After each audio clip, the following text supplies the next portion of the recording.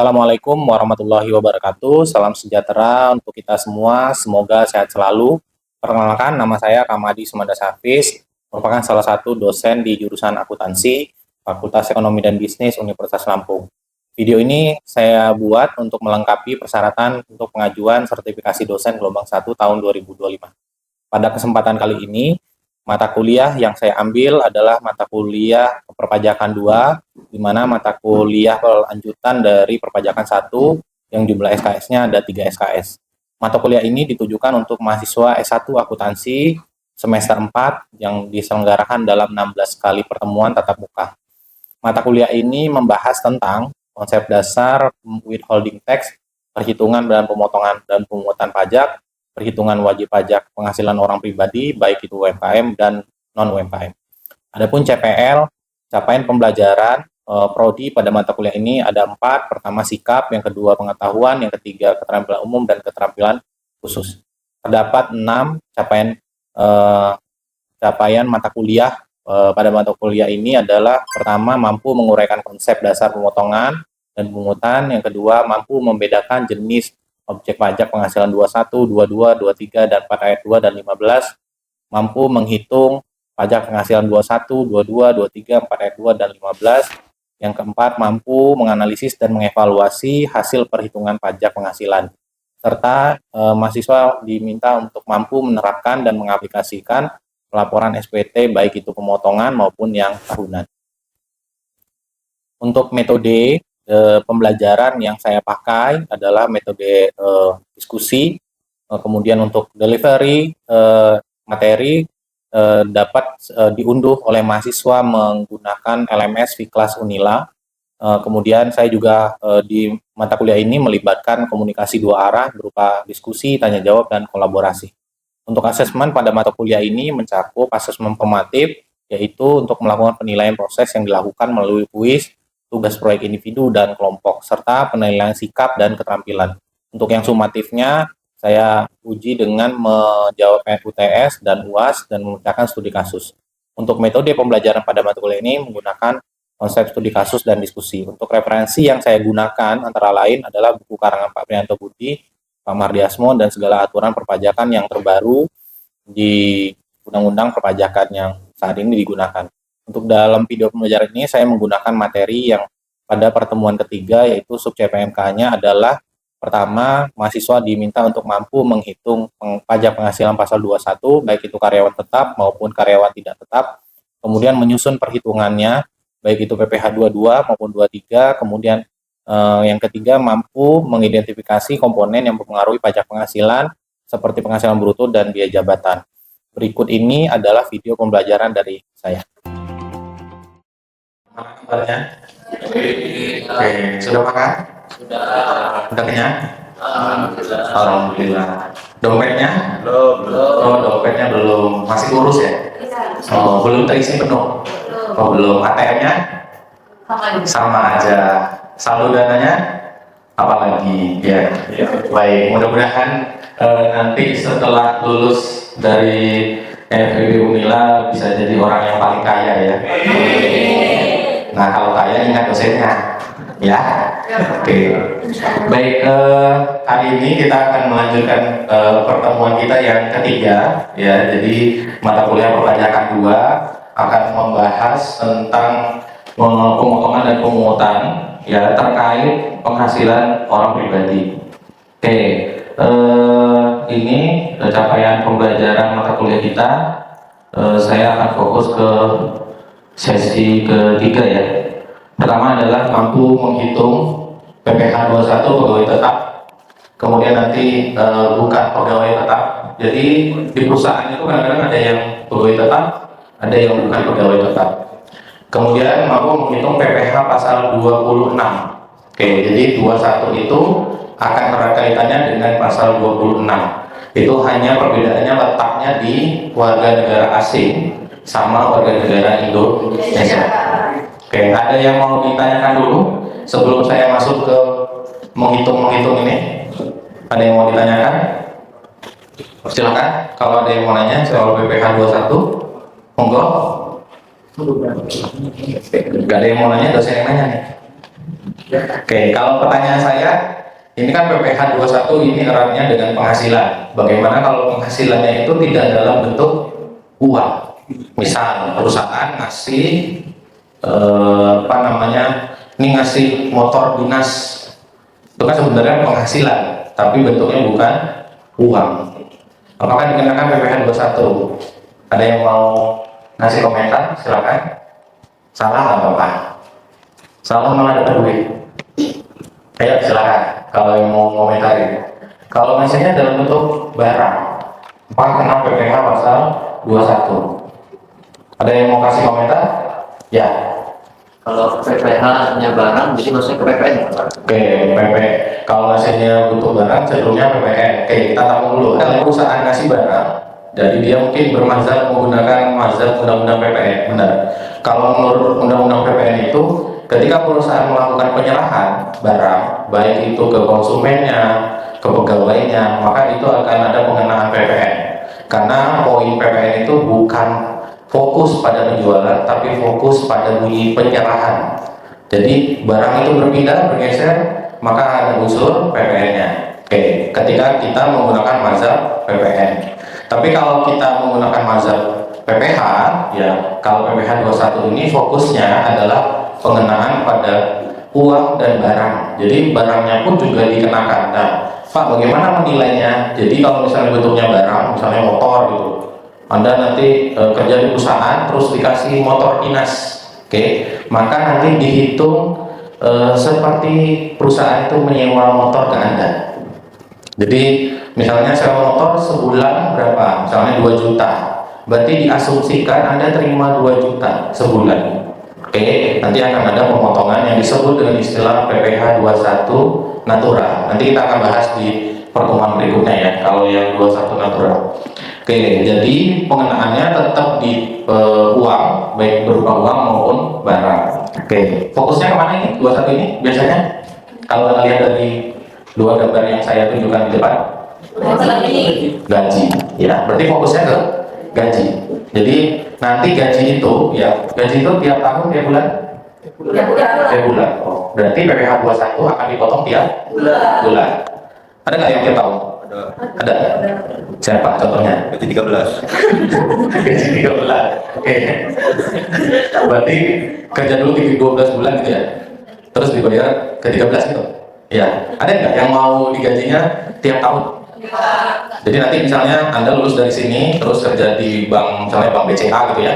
Terus kemudian bank BCA bilang, "Oke, Anda saya terima bekerja di sini gaji sebulannya 10 juta." Tapi dibayarnya Desember tahun depan, gitu. Jadi kerja dulu, nanti dibayarnya tahun depan, gitu. Ada yang mau? Ya kecenderungannya. Ada yang gajinya tahunan, ada yang modelnya seperti di kontrak. Pemain bola itu rata-ratanya tahunan. Jadi dia di kontrak misalnya ya, Cristiano Ronaldo di kontrak, dia setahun gajinya, nah itu dibayar di akhir, gitu. Nah selama 3 bulan biasanya dia dapat uangnya dari sponsor. Gitu ya. Nah jadi seperti itu. Kalau yang umumnya kalau di perusahaan ya atau di pegawai negeri rata-rata mintanya gajinya bulanan. Jarang sekali yang minta gajinya tahunan ya. Bahkan presiden pun minta gajinya tiap bulan ya. Oke. Itu gambarnya adalah berarti kalau gaji logikanya Anda pasti dapat uang. Ya nggak sih? Iya. Ada nggak digaji dapat barang? Tak gaji nanti kasih beras. Ya, dan misalnya gajinya 10 juta sebulan, tapi dikasihnya beras itu semua. Anda kebetulan kerjanya di Bulog, gitu, ya kan? Nggak mau rugi. Oke, jadi PPh 21 ya, yang sekarang. Jadi tahun 2008 sampai 2024. Jadi kita cerita historis dulu ya. Jadi sebelum 2025 yang saat ini, perhitungan gaji itu rumit. Ngitungnya ada biaya jabatan dulu, gitu ya. Terus harus tahu dulu status PTKP wajib pajak. Terus nanti ada perhitungan iuran pensiun dan yang lain. Nah kalau yang sekarang ya model tahun 2025 ini dipermudah. Jadi Januari sampai November itu nanti ngitungnya menggunakan tarif efektif rata-rata. Peraturannya ya silakan Anda catat di aturan di PP nomor 58 tahun 2024. Jadi perhitungannya akan berbeda. Oke, jadi perhitungannya berbeda untuk tahun 2025 ini. Jadi kalau mau gajian logikanya gajinya akan lebih kecil kalau hitungannya baru ya, pajaknya lebih kecil dibanding yang lama. Oke, Jadi dia menggunakan peraturan pemerintah PP 58 tahun 2024. Ya, tujuannya adalah untuk memberikan kemudahan, tujuannya juga meningkatkan kepatuhan. Oke.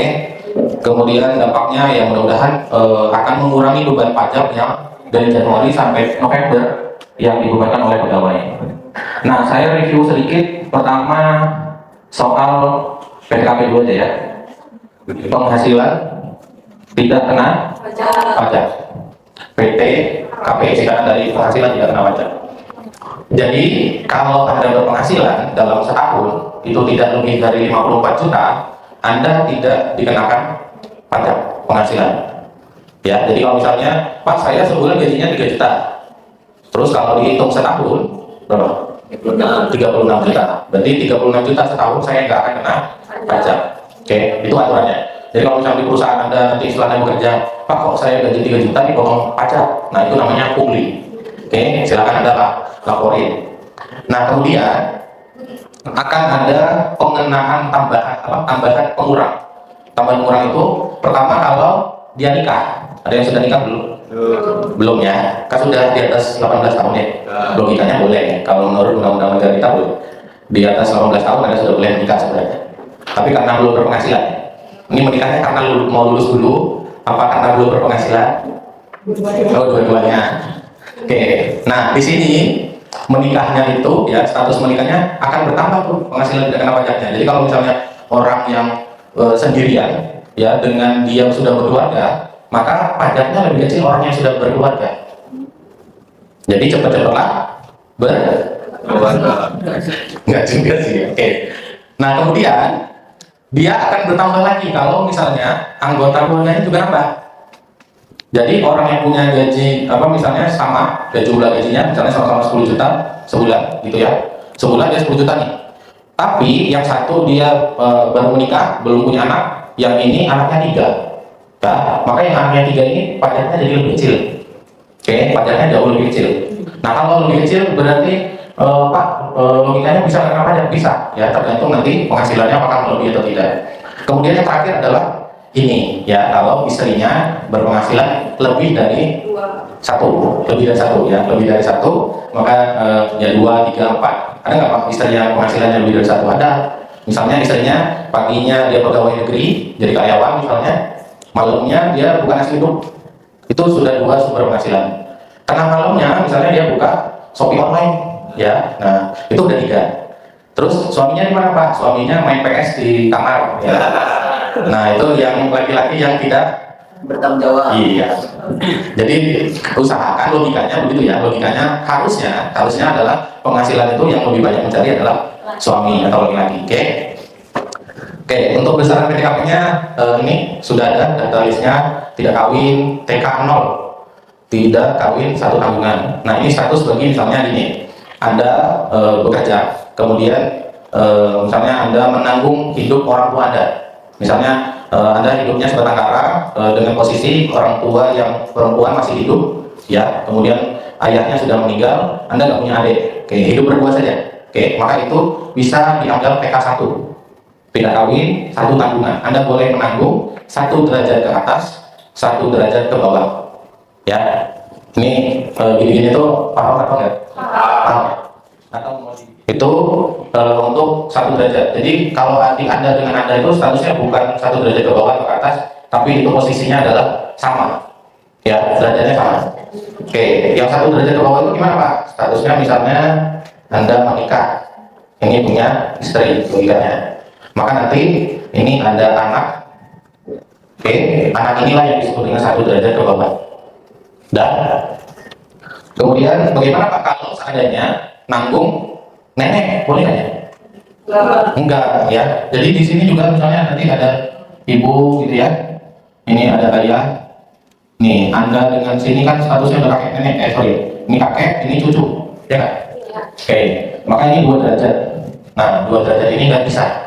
Oke, nggak bisa ditanggung. Anda bisa menanggung ayah, ibu, dan semenda. Semenda itu gimana? Mertua. Jadi istri Anda juga pastinya punya ayah dan ibunya. Nah, ini mertuanya boleh Anda tanggung.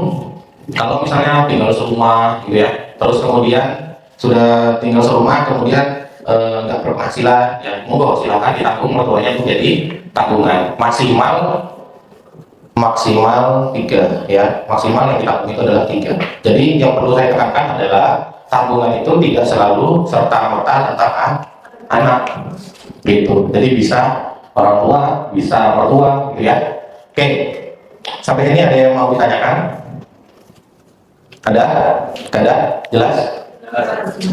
Oke, mau dibuat soal kasus atau gimana? Soal kasus ya, coba dicatat dulu. Boleh Anda diskusikan?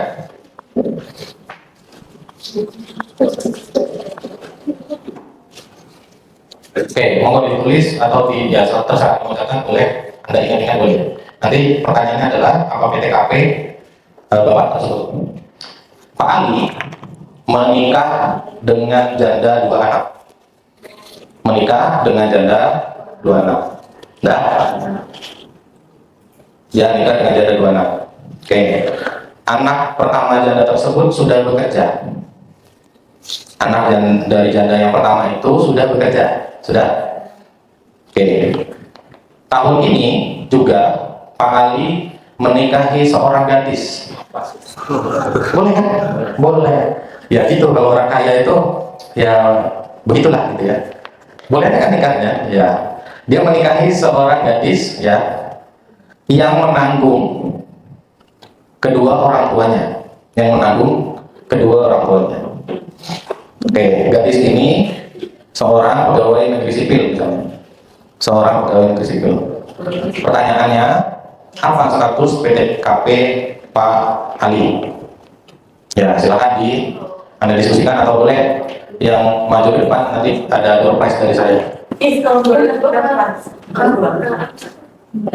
Oh kan 2, oke. Ini siapa namanya? Dimas Pak. Oh Dimas. Dimas. Oke, di sini ada 4 ya, dari 1 kasus di Jambare malah jadi 4 ya. Oke, ini saya buat voting, kita voting nih. Ya nggak apa-apa, ini kan proses pembelajaran salah gitu. Yang setuju nomor 1, angkat tangan. 1 orang, termasuk yang nulis ya. Berarti saya anggap 2 orang. K3. Wah, di sini diukur kesetiakawanan. Iya, Oke, 2 orang ya. Oke, lanjut yang nomor 3, K2 ya. Oke, dipaksa ya. 1, 2, 3. Oke, ini KI3. 1, 2, 3, 4, 5, 6, 7, 8. Ini kan jumlah aja ya, belum tentu mana yang benar kan? Oke, kasus tadi yang PTKP Pak Ali itu, dia kan ceritanya menikah sama seorang janda. Oke, janda ini punya 2 anak, 1 anaknya sudah bekerja. Di tahun yang sama dia menikah dengan gadis, tapi gadis ini menanggung 2 orang tuanya gitu ya, yang asumsinya tidak berpenghasilan, tapi cuma si gadis ini yang berpenghasilan. Oke, itu ya soal kasusnya. Kalau diingat-ingat, KI3, saya beranjak dari yang paling banyak dulu aja. KI3, benar? Karena gadis kerja. gadisnya kerja. Poinnya di mana? Di sini. Poinnya dia kawin. Poinnya itu adalah penghasilan. Tadi kan penjelasannya adalah istrinya itu berpenghasilan lebih dari 1, bukan istrinya, tapi penghasilannya. Nyambung? Bukan istrinya yang bertambah, tapi penghasilannya yang diukur. Penjelasannya tadi ya? Iya. Berarti yang nomor 4 salah. Karena kan yang dibahas bukan jumlah istrinya. Yang di poinnya ini adalah akan bertambah kalau penghasilan istrinya lebih dari 1. Penghasilan. istrinya, bukan jumlah istrinya. Iya, Pak. Jadi kalau PNS satu doang boleh. Bukan, jadi kan ceritanya ini Pak Ali, ini dengan janda, ya kan? Terus yang ini dengan gadis. Oke. Pertanyaan saya, pertama jadi sama siapa? Janda ini punya penghasilan nggak? Nggak ada terangan ya, asumsinya enggak. Ada kalau janda ini punya penghasilan, misalnya, oh janda ini diketahui punya butik, gitu ya.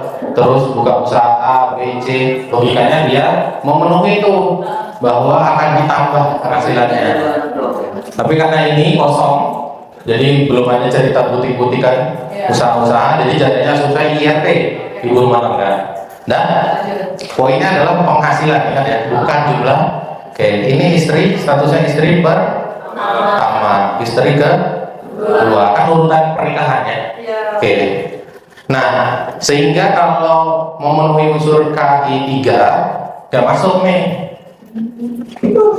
Oke, pertama adalah si janda IRT, yang kedua ini nggak bisa. Kenapa nggak bisa? Karena di pajak ini menggunakan konsep monogami. Nggak boleh nggak boleh poligami, itu pajaknya. Itu pajaknya ya. Tapi kalau Anda mau nikah lebih dari satu perempuan ya nggak apa-apa. Ya, secara agama. Kalau secara pajak, untuk menghitung PDKP-nya hanya cukup satu istrinya saja. Oke, itu yang pertama. Sehingga gugur nih, banyak belum tentu benar, ya kan? Lanjut nomor 3. Nomor 3 ini lebih sesat ya? Sesat. Kenapa? Anaknya bekerja. Kalau bekerja itu tidak memenuhi unsur tabungan. Oke, jadi kalau sudah bekerja, sebenarnya Anda itu nggak boleh lagi dianggap atau ditanggung oleh orang tua. Jadi kalau misalnya nanti lulus dari sini, FEB Unila, Anda bekerja, maka harusnya di PTKP orang tua Anda itu sudah dicoret. Karena Anda sudah dianggap punya sendiri, nih, punya sendiri. Jadi Anda punya PTKP Anda sendiri, bukan lagi tanggungan orang tua. Maka harusnya Anda yang menanggung ya sih. Iya, kan sudah punya penghasilan. Maka 3 lebih gak masuk lagi ya? Iya, karena tadi sudah gugur, si istri yang kedua itu nggak bisa diakui, maka tanggungannya pun juga nggak bisa diakui. Jadi satu. Iya, kecuali si jandanya nanti kalau masuk film FTV ya, ini jandanya meracuni gadis atau kebalikannya, gadisnya meracuni janda, ya sinetron. Ya, ini akan berpacu di soal PTKP, ya. Tergantung siapa yang meninggal duluan. Oke. Oke, ada pertanyaan? Ya, silakan. Laki-lakinya poligami, lalu memiliki beberapa istri. Oke. Yang paling dari tabungan kan Pak? Ya. Yang dipilih yang mana? Yang pertama. Yang pertama menikahnya. Yang pertama menikahnya. Jadi istri pertamanya itulah yang ditanggung. Jadi yang istri kedua, istri ketiga, istri keempatnya nggak masuk. Walaupun umurnya secara umur mereka ada yang lebih tua atau lebih muda nggak boleh. Iya, nggak ada. Pokoknya di pernikahannya itu status istri pertamanya siapa, gitu. Makanya usaha jadi yang pertama. Jangan mau jadi yang kedua, apalagi ketiga. Ya. Jadi banyak hikmahnya ya belajar pajaknya ya, sampai masa percintaan. Saya lanjut ke kenapa PTKP penting? Karena hitung pajak ini lihat PTKP-nya aja sekarang. Jadi PTKP yang kelompok A, TLA namanya, TK0 sama TK1 K0. Nah ini penghasilannya. Jadi misalnya, Pak saya TK0, belum ada tanggungan, belum menikah, ya. Gaji saya 10 juta Pak, maka nanti kena pajaknya yang 2%. Gitu aja. Contoh ya, jadi misalnya Anda setelah lulus dari FEB Unila, kerjalah di Garuda BUMN, oke, sebulan Anda digaji 10 juta sebulan. Anda nggak punya tanggungan, belum nikah, oke, maka Anda kelompok jadi TK0, oke, Maka nanti menghitung pajaknya juga usah bingung-bingung, tinggal cari penghasilan. Anda penghasilannya di sini ya, 9,6 sampai 10, 50.000. Maka tarif pajaknya adalah yang 2%. Sesimpel itu. Jadi kalau 10 juta kali 2%, coba. 10 juta kali 2%, 200.000. Berarti nanti Garuda motong pajak Anda adalah 200.000. Pak, saya dipotong 400.000. Berarti Garudanya, nah itu aja deteksinya. Jadi Garudanya motongnya kebanyakan. Kok ini potongannya pajak 400.000, padahal Anda udah ngitung pajak saya cuma 2%, gitu.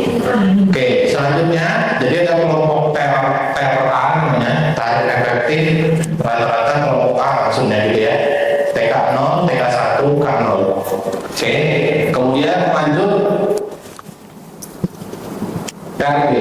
Jadi TRW ini kelompoknya TK2. Ya, misalnya kayak tadi nikah janda itu TK2 misalnya, maka nanti kelompoknya yang B. Oke, penghasilannya yang mana? Yang ini. Ya, Pak, gajinya 10 juta Pak. Nah, tarifnya lebih kecil. Kalau ada TK0 tadi 2%, dia 1,5%. Lebih kecil. Gitu. Ya. Kenapa tadi kita belajar harus detail soal PTKP? Nah, ini tujuannya. Karena ngitung BPH 21 pakai TER berdasarkan PTKP. Ya. Jadi perdebatan janda mungkin sudah selesai ya. Mudah-mudahan keluar dari kelas ini tidak ada masalah ya. Ya, makanya nanti usahakan jangan mau jadi yang kedua. Ucapannya intinya ini maaf belajar hari ini itu ya, jangan mau jadi yang kedua.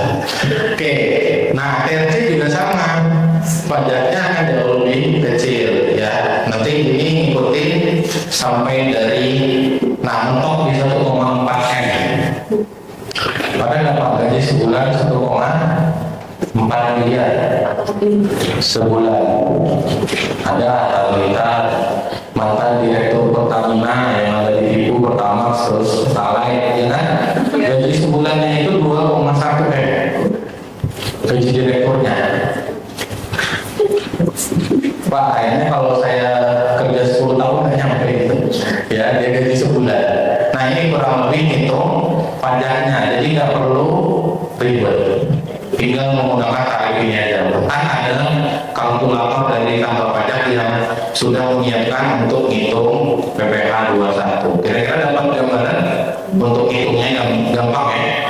Nah, nanti artinya untuk latihan tinggal diambil aja screenshotan tab ini, nanti dikasih penghasilan tinggal gampang nyarinya. Jadi perusahaan-perusahaan yang untuk pajak PPh 21 sekarang 2025 ini nggak rumit, cuma pengen tahu data